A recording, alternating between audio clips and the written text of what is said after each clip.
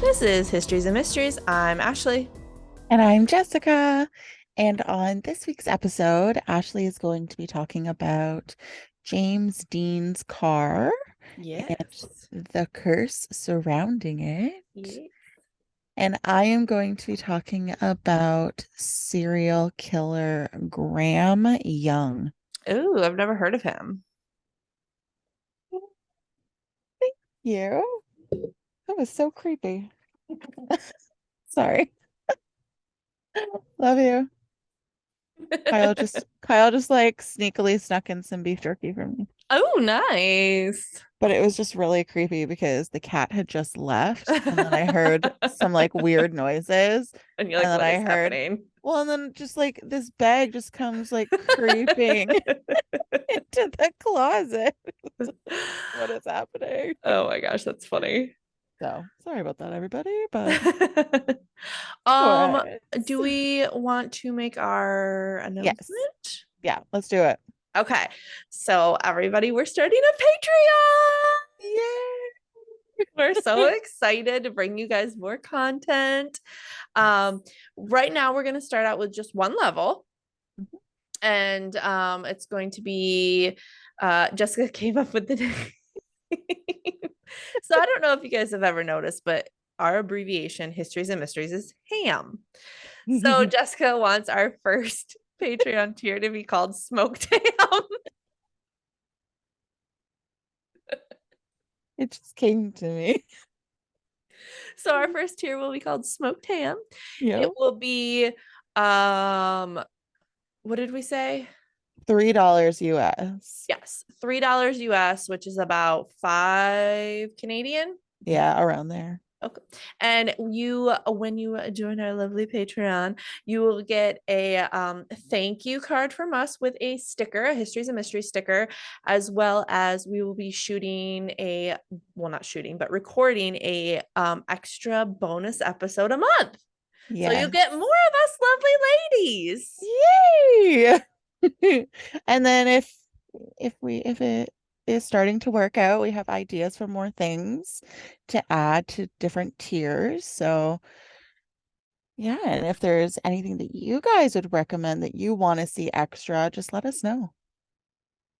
Yeah, definitely. And then next week we have another fun announcement. We're going to have a contest of sorts, and we'll get you all the details for that next week. But we're really excited, so we'll add the link to once we this episode airs, and so we've officially launched it. We'll add all of it to our Patreon, to all of our social links, and in the episode notes. So if you want to Yes. support us, please head on over to Patreon. Yeah, please. It It's a lot of work. is, but we love doing it. So Love doing it. It started off as a hobby and it just kind of grew. yeah, yeah, for sure. We love bringing you guys everything every week. We do. We love it. So, and we love you guys. So, Yeah. So like I always find it funny because we're not super huge, but we have some really loyal listeners. yeah, And we I do. absolutely love that. And we love talking with you guys. Yes, yes. And I know with Patreon, you can open a Discord, which we will also open. So you can Yes. kind of talk back and forth like a chat room. Let's Go to Court. Everybody knows my favorite podcast. They always call it, say it's like a 90s chat room. So Yeah, that'll be super fun. yeah, so we'll be So, able to kind of interact with you more and on a more personal level. And mhm. down the road we can do some like AMAs and stuff like that. So we're very excited for this launch and this new big step in our podcast. Yes. And then after, I think in about a month, we have another announcement. So We do. we do In a month? what we're doing tomorrow. Oh, yeah, we do. Yeah. Forgot. So, anyway, we got some fun stuff coming down the pike for you guys. And we appreciate you all so much. And this is kind of our way of being able to bring you more content and some fun stuff coming. Like we said, we're going to announce coming up here. So we hope you like it. Yay. And if you don't tell us. Just continue on your merry way. But still listen. Anyways, tell me all about this cursed car. Okay. I do have to say something though. Yes. So we watched Supernatural. Uh-huh. There's literally an episode talking about cursed objects and stuff, and one of those things is James Dean's car. And it was talking about the curse of his car and everything. And I just got Kyle into Supernatural a little bit ago, and we had watched that episode. So I told him what you were going to talk about tonight, and he's like, "That's real?" I was like, "Yeah, like they take some of their stuff from real stuff." Yeah, it was So, actually one of the when I Googled James Dean's car, that was one of the things that came up was Supernatural. yep. So Did you see his car after the accident? I did. I saw pictures of it. It's crazy. Um well, and the weird thing is, I've looked and looked, and I'm looking again right now just to make sure I didn't miss anything. But it can it nobody ever says why his car was cursed or like what made it cursed. So I cannot find it. So if any of you guys know, please let me know because I'm very interested. Like, was I mean, why why? A little bastard. Yep, the little bastard. That's the car's nickname. Yeah, So I'm not just being mean to the car. so I got my sources from Wikipedia. Haggerty, which is like I think it's like a UK newspaper, and then E3 Spark Plugs, which is also a like a car like magazine or whatever, and jamesdean.com. Oh, nice. Okay. So, James Byron Dean, born February 18th, 1931, had a pretty rough early life. He was born in Indiana, but his family moved to California when he was very young. While there, his mother, who he was really, really close to, died of uterine cancer. He was about 9 when she died. Oh, And his father, for some reason, didn't think that he could take care of the young boy. So he shipped him off to live with an aunt and uncle on a Quaker farm, which is if you've never heard of them, that's just a really strict religious sect. So okay. Thank you. I yeah, wasn't sure. yep. He did pretty well there. He did really well in school. He was in a lot of extracurriculars. Uh, and then when he graduated high school, he decided to move back to California, live with his dad and stepmom, which is where he started college. And he actually was pre-law. But then he transferred schools and he changed his major to drama because he loved it. And this angered his father, and eventually it caused them to be estranged. Aw. Yeah. Our stories have some weird overlays in Oh, them. really? Mm, Interesting. yes. But this was the right move for James Dean because almost 70 years after his death, and with only the lead in 3 movies, Hmm. James Dean is still one of the most famous actors of the 20th century. Which is crazy. Yeah. Because really, like, he he wasn't in many movies. It was like No. Rebel Without a Cause. Yep. Um, that's all I know. But yes, that one. Yes. Eve, I have it in here. I'm gonna mess it. East of Eden and Uh, Giant. Yit Giant, that was it. Yes. Those were the 3 movies that he starred in, and that was it. I mean, he had like And, other bit parts, in like other movies and stuff, but these were the only 3 movies that he was actually leading man in. well, and you know what's funny is I was like obsessed with James Dean when I was younger, Mm-hmm. and I don't know why. And I finally like watched one of his movies. Mm-hmm. It's not that good. Like he wasn't that great. Yeah. Yeah, I think it's just kind of what he ended up symbolizing and his good looks. I mean, that didn't I was hurt. gonna say he was hot. He was very handsome and he had that kind of bad boy image and look about him and stuff. Hmm. Um, and so when he first started acting, he did parts in commercials. He did a small religious TV series and some walk-on roles for movies, but nothing big. And while working at his side job as a parking lot attendant for CBS Studios, James was discovered by a man named Rogers Brackett. Rogers was a radio director for an advertising agency and told James that he would give him a place to live and help him with his career. And when I first read this, I was like, ooh. But no, Rogers was a good guy and he really did help him and let him live there. And Oh, yeah, he was just a good guy. awesome. Yeah, You don't hear about that very often. right. I know. And that's why when I read that, I was like, ooh. Wait, what was his name? Rogers? Rogers, yeah. Like Mr. Rogers? Yeah. Oh, Rogers Brackett. that's cute. And so during this, James landed his first starring role on Broadway called See the Jaguar. Was he a singer? I don't know. I guess that's That's a good question.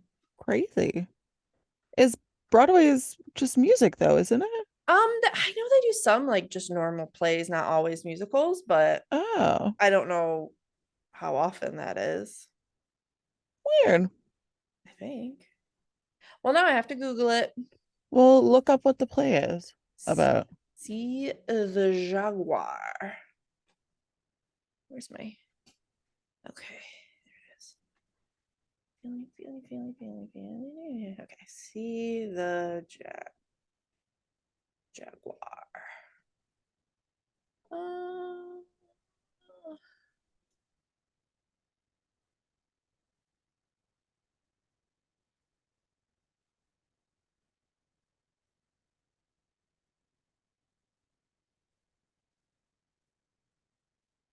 oh, there was only 5 performances of it. Wow. Uh, doesn't say if there's music in it. Does anybody know if See the Jaguar has music in it? Please tell us. um, the only thing I see is incidental music by Alec Wilder, but I don't see any like. I'm just gonna Google is See the Jaguar a musical. Do you have beef jerky where you are? Yeah, It's the size of my head. Beef jerky's so good. I do like a good beef jerky. Um,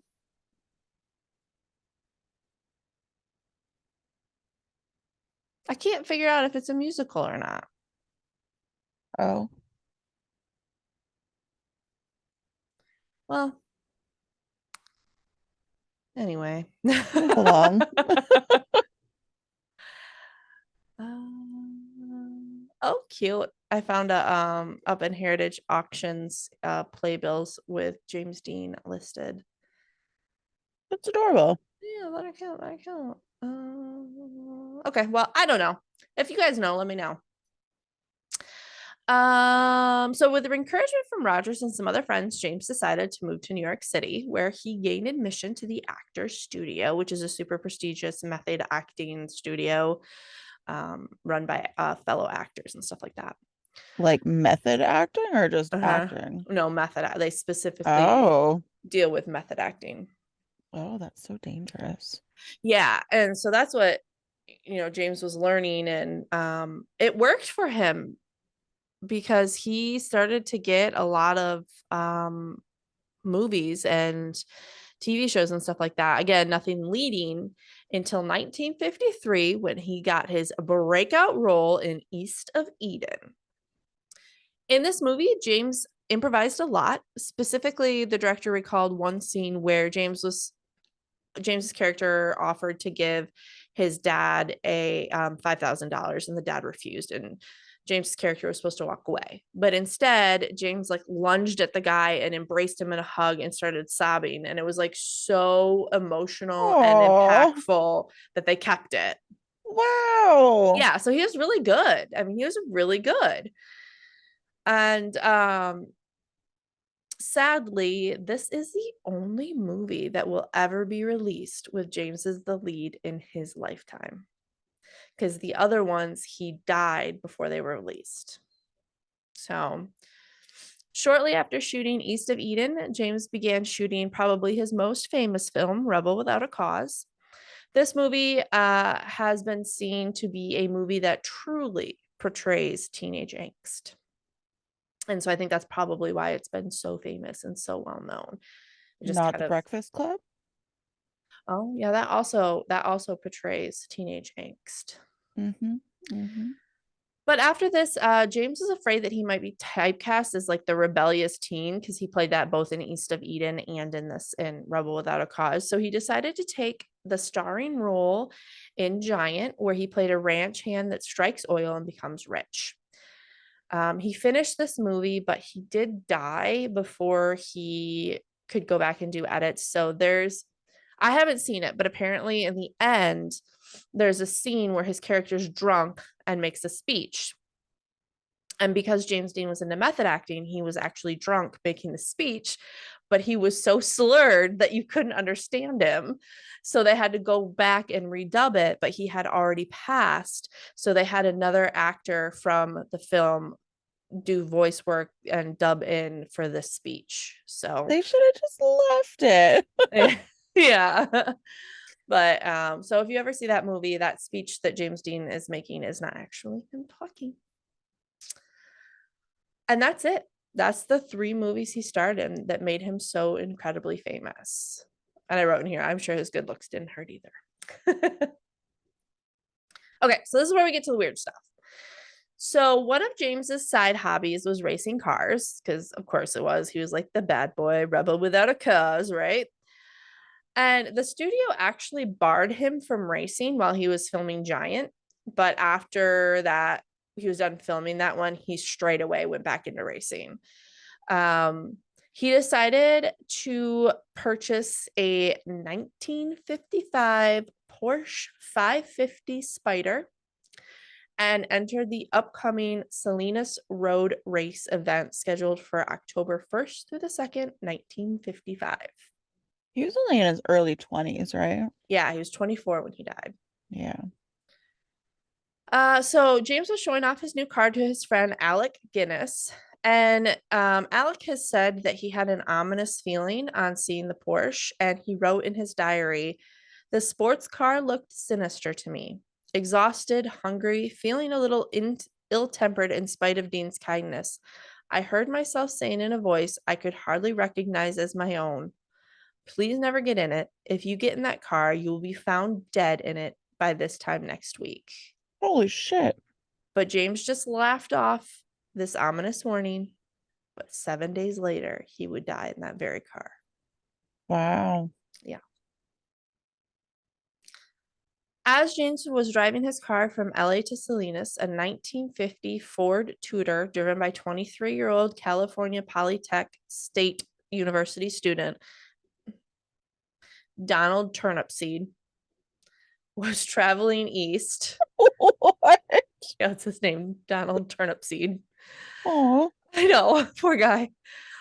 He was traveling east, and Turnipseed made a left turn onto Highway 41 headed north towards Fresno.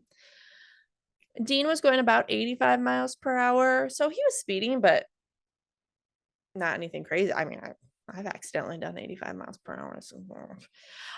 Unable to stop in time, James slammed into the passenger side of the Ford Tudor, resulting in Dean's car bouncing across the pavement onto the side of the highway.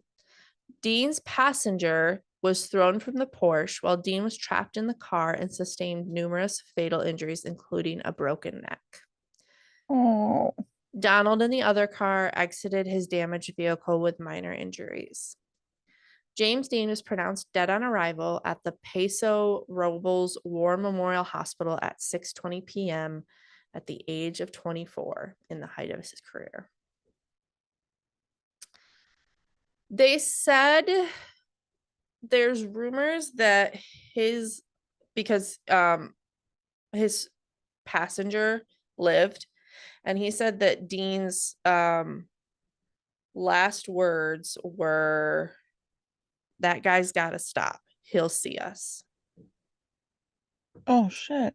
Yeah, but this wouldn't be the last time that his car wreaked havoc on its owner. Ooh, it's like Christine. Huh? Have you ever seen the movie Christine or read the uh, book? uh-uh. It's about a killer car. Oh, Yeah.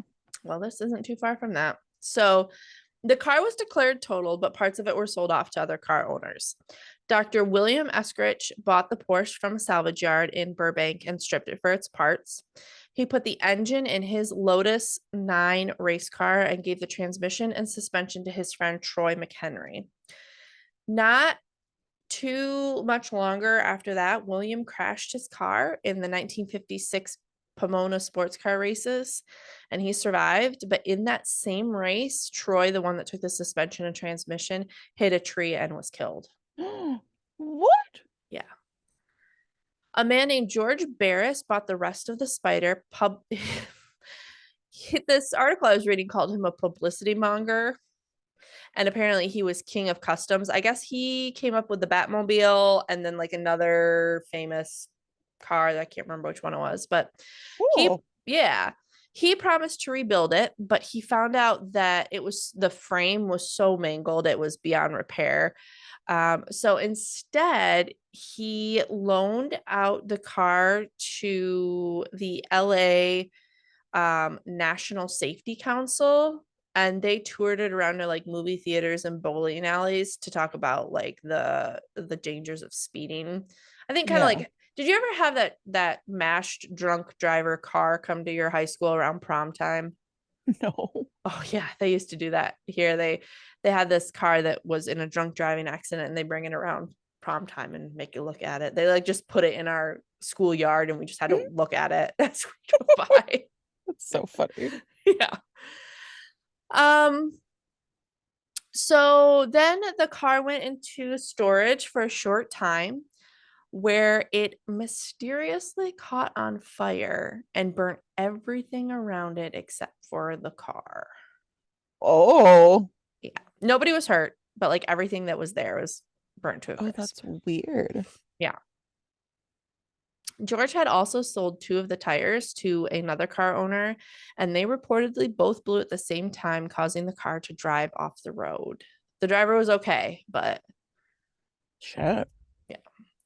The car was also said to have fallen from its display while on show in Sacramento, breaking the hip of a bystander.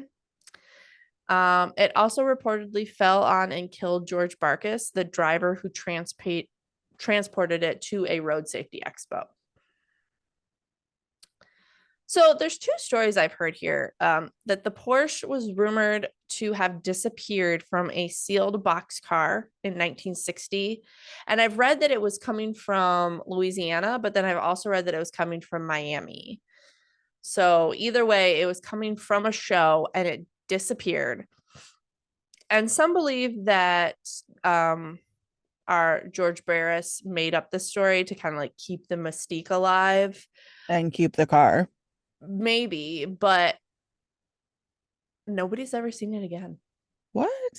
Yeah, despite $1 million reward for information being offered in 2005, the whereabouts of the Porsche 550 Spider remain unknown.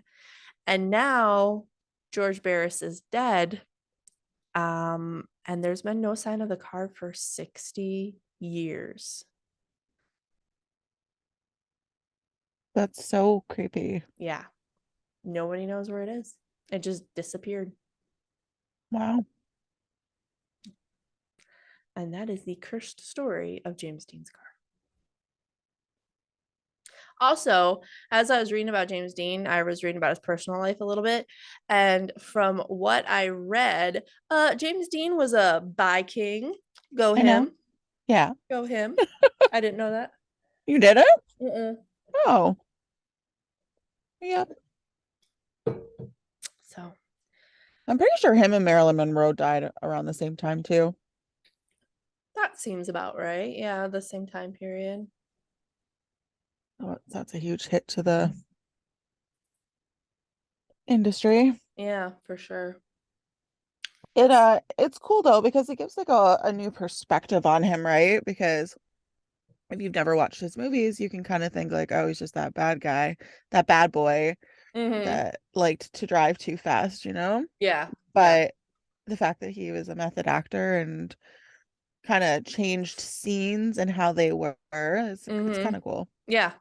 Actually, Marilyn died 7 years after him, Oh, but it's still kind of close in the same time period. Yeah. yeah, crazy. All right, tell me about a serial killer. Oh, don't sound so excited about it. I love serial killer stories because how their brains work and what they it's just fascinating to me, but it's also always really sad. Yeah. And like I said, our stories kind of have some parallels in the beginning, so it's interesting to see how these two different people ended up. Yeah, yeah. So, Graham Young wasn't given the best start in life when he was born on September 7th, 1947, in North London, England. His mother, Bessie, unfortunately passed away from tuberculosis when he was only 3 months old. Oh. Young's father, Fred, sent him to live with his Aunt Winnie because he was too distraught to care for his son. Over the following 2 years, Young grew close to his aunt, and when he moved in with his father in 1950, Graham experienced acute separation anxiety. He abandoned his friends and engaged in solitary pursuits. These included an interest in chemistry and toxicology in particular. Oh Addi- no. yeah. Oh no. Additionally, they involved reading about infamous murders. Oh no.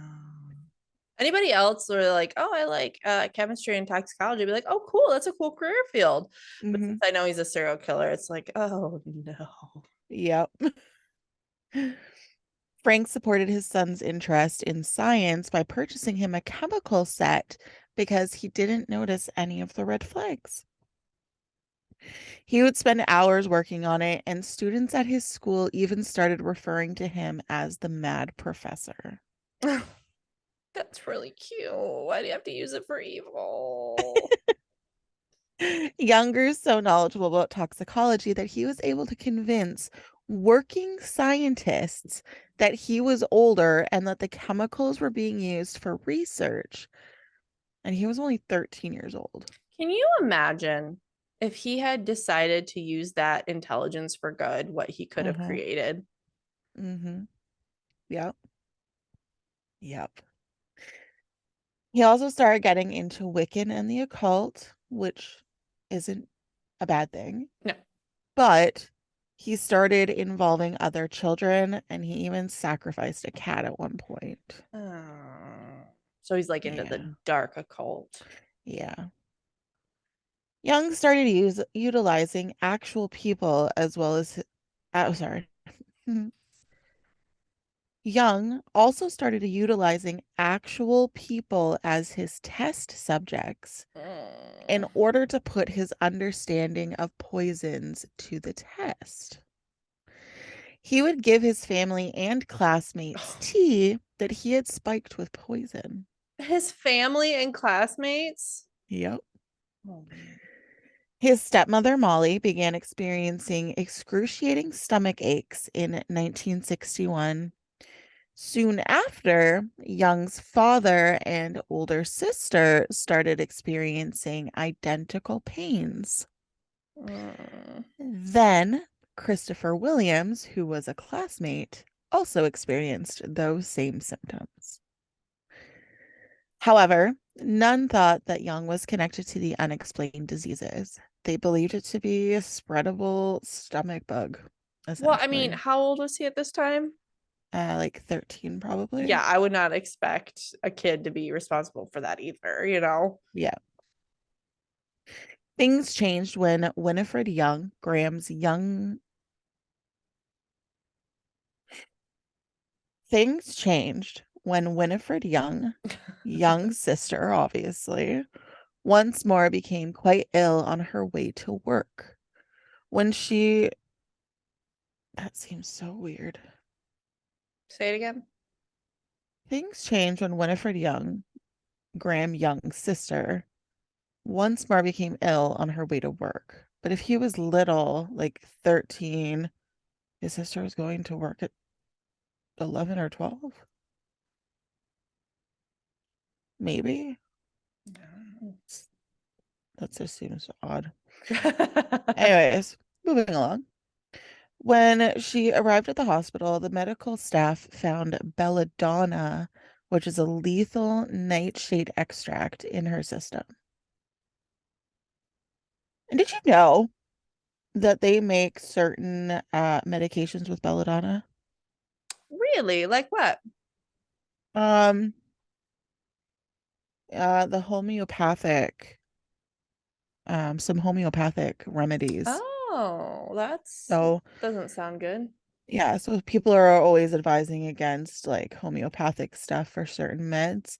Yeah. Um, I could be wrong, but like I was pretty sure that was what it was. Yeah. Hmm. Yeah. I don't know. Super Interesting. weird. Yeah. But his actions though had become increasingly odd from what we were already experiencing from him. Uh, He started donning a swastika and oh. idolized Adolf Hitler. Oh. In the family home's kitchen, another one of his scientific experiments went horribly wrong. Molly Young was transported to the hospital, so his stepmother, on April 21st, 1962, in horrible pain. She Oh. passed away that evening. Oh. Later, it was discovered that Young had been gradually contaminating his stepmother's tea with antimony, to which she had become accustomed. And then the night she died, or I guess the night before she passed away, he had switched the poison to something called thallium, Oh. um, in order to quicken the effects, I guess. Oh. So To she was kind quicken. of getting immune to the other one because she was getting it so often. Yeah. Yep. Which is just great. Um, so they weren't able to analyze Molly's remains because she had been cremated, and it was at Graham Young's insistence Oh. that she be cremated. Of course it was. Yeah. So this is done. He kind of moves on, right? He got away with it. Yeah. Young's aunt, with whom he had previously shared a house, learned of his fascination with poison and was like super wary. She had a Yeah. psychiatrist refer him, and the psychiatrist suggested calling the police, Oh. Oh. which is Wow. odd. But I mean, the thing is, you got to think though, right? Like he lived with his aunt for a couple of years. He was super close with her. And the fact that she is wary, like, Yeah. so Yeah. just just crazy. The arrest of Young occurred on May 23rd, 1962. He admitted to killing his stepmother and poisoned his other family members. However, since the stepmother was cremated, there is no evidence, and so he wasn't charged with the killing. Oh. Yeah. Instead, he was admitted to the Broadmoor Medical Center with maximum security. Okay. Well, at least he was locked away a little bit, I guess. Something was done. Yeah. Young was the youngest inmate at Broadmoor at the age of 14. So yeah, so he's just like a young kid. By June 1970, the hospital's medical staff had declared him Right. cured. Yeah. According to an article in Criminal Behavior and Mental Health, Young shockingly confessed to a psychiatric nurse that he had planned to murder one person for every year he had spent in Broadmoor after his release. And they still Uh, let him go? yep, Oh, wow. it literally had no impact on the decision to release him. And it wasn't because she just didn't tell anybody, it was in the notes. And they still let him go and said he was cured. Oh my gosh. Yep. That's Yep. awful. So, what else would Young do after being freed but work at a facility that produced thallium based infrared lenses for military gear? Of course. Of course. And if we can remember, thallium is what killed his stepmother. It's like they're asking for him to kill people. Literally. He started working at John Hadland Laboratories, where his supervisors were aware of his psychiatric hospitalization, but were unaware of its cause or the details of his criminal record. His employees simply thought it was a nice gesture when he volunteered to make coffee and tea for them.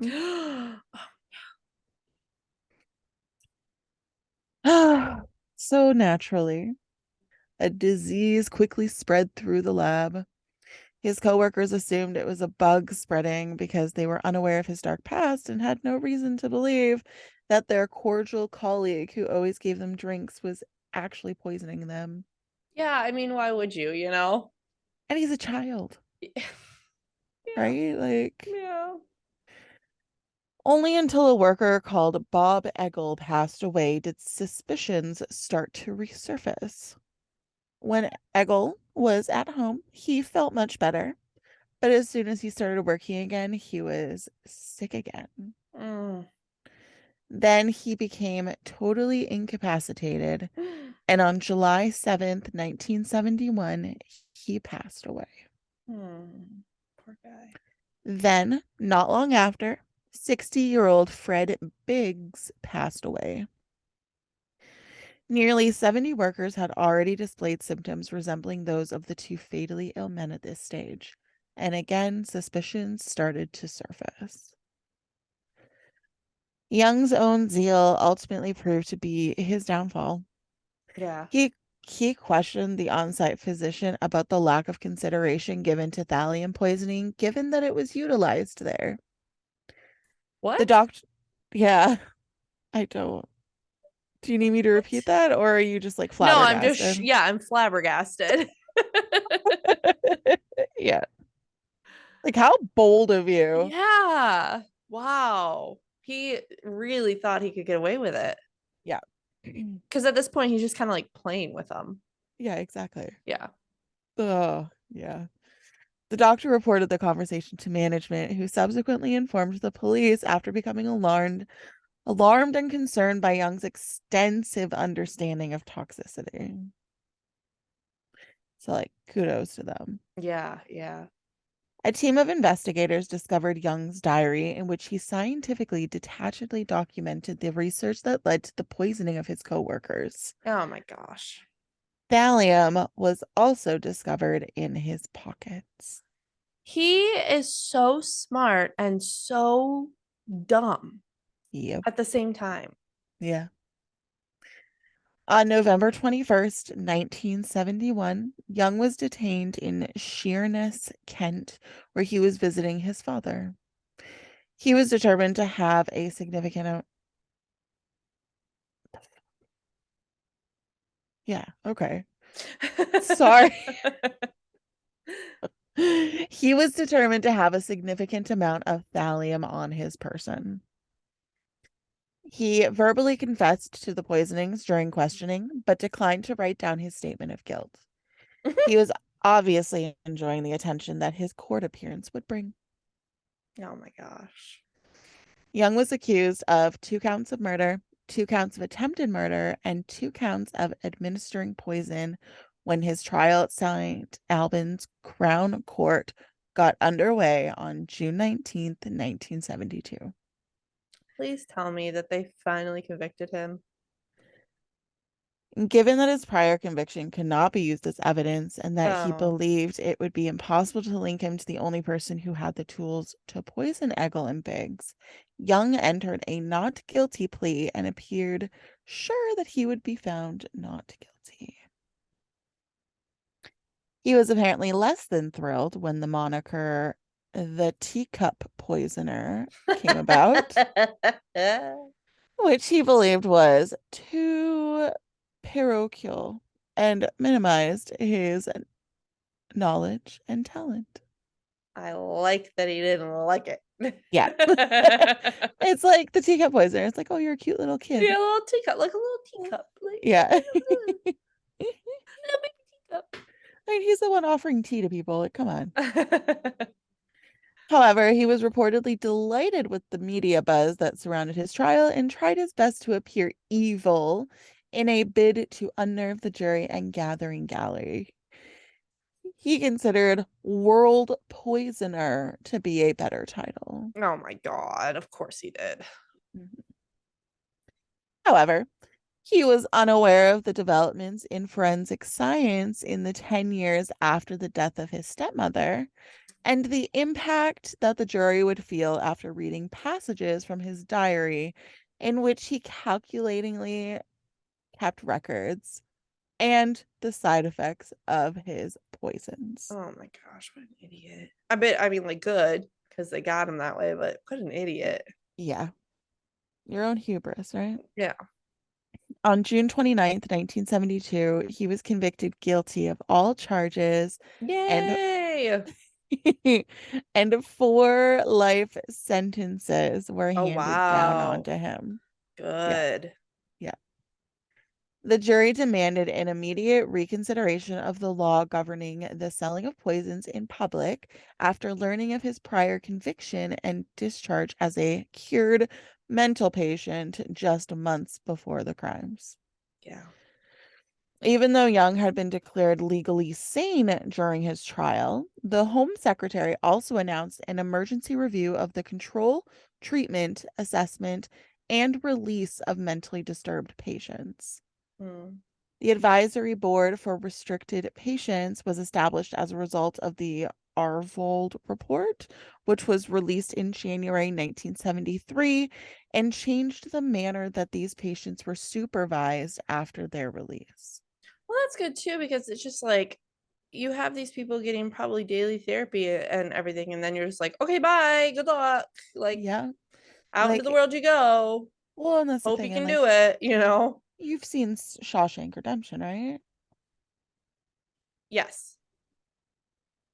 It took me a second. I was like, I was gonna say I Okay. haven't seen it, but then I remembered I did see it. Okay. I don't know, like, if you remember the part where the old guy got let out finally, Yeah. and then he ended up um hanging himself as soon as he got out because he couldn't handle life outside of Yeah. prison. Yeah. It's so sad that they just let people go without proper guidance, you know? Yeah. Yep. Yep, I agree. So, like you said, it was really good because something good came out of what he was doing. Mm-hmm. When asked whether he felt any remorse over his sadistic killings, he is said to have replied, quote, "What I feel is the emptiness of my soul," unquote. So emo. Gives me the heaves. How old was he at this point? Uh, Give me a second. So he was born in 1947.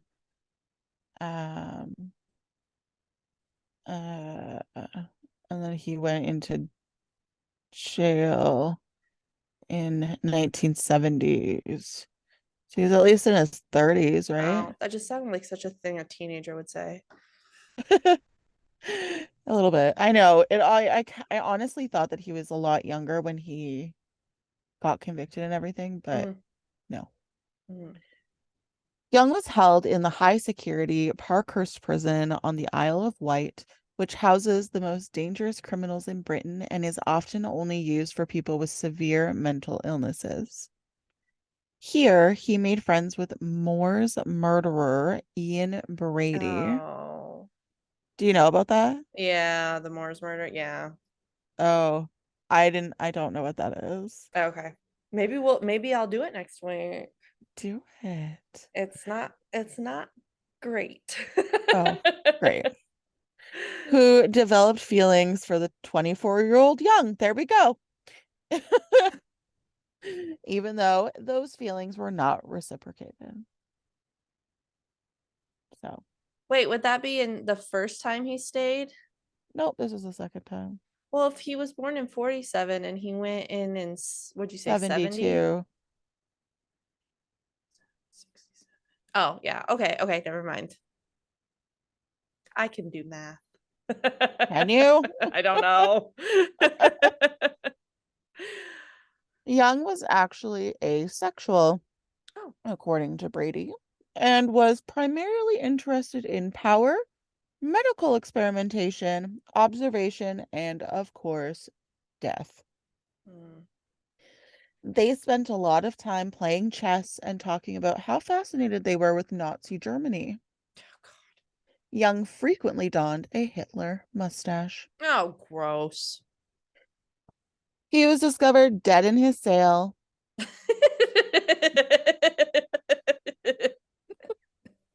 All of a sudden, you turn southern. Dead in a sail. Wow.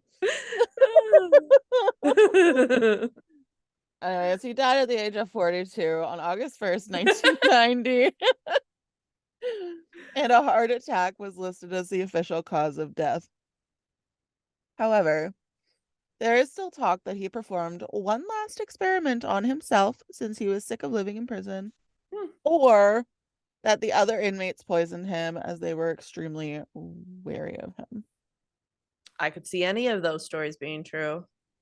Yeah. However, Young's tale did not end with him. Instead, the darkly humorous 1995 film, The Young Poisoner's Handbook, was inspired by his life and lethal work. Oh, He even had a waxwork of himself at Madame Tussauds Chamber of Horrors in London for a while, oh, which was put in the museum while he was still alive. oh. Young's worldwide fame brought thallium's efficiency as a lethal toxin into sharp relief for the first time. Yeah. It was widely utilized as a coating on U.S. missiles fired during the First Gulf War with disastrous results. Oh. Yep. And so sad. A 16-year-old Japanese schoolgirl was detained in November 2005 for thallium poisoning her mother. She claimed to be fascinated by Young after watching the 1995 film, and she maintained an online diary much like Young's in which she recorded the dosages and reactions. Oh. And that is my story on Graham Young. That is really interesting. I had never heard of that. No. And it's so rare for a male to poison. That's usually a female Yep. crime. That's Yeah. very interesting. But it's very fascinating because of how much he was into like science. Yeah. And like you said, he could have done so much good. He could have, just put that brain power to good use, people. Ugh. So, do you have a joke for me? I have one, and Ooh, it made okay. me laugh. Okay. What do you call an angry carrot? An angry carrot? Yeah. A ginger. A steamed veggie. Oh, I like that one. so cute. Okay, I have one. Okay. Why was Cinderella so bad at soccer? Because she couldn't keep her shoes on.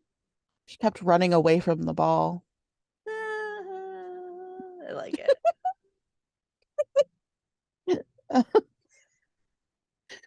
Um, what do you call a well-balanced horse? Stable. Yeah. I saw that on my list of jokes. That's the only reason why I know. Oh, I have your anchor carrot one. That's so funny. I think that we've probably said this one before, but it's like one of my favorite jokes. So I'm gonna say it anyways. Um, why can't you hear a pterodactyl going to the bathroom? It's the P silent.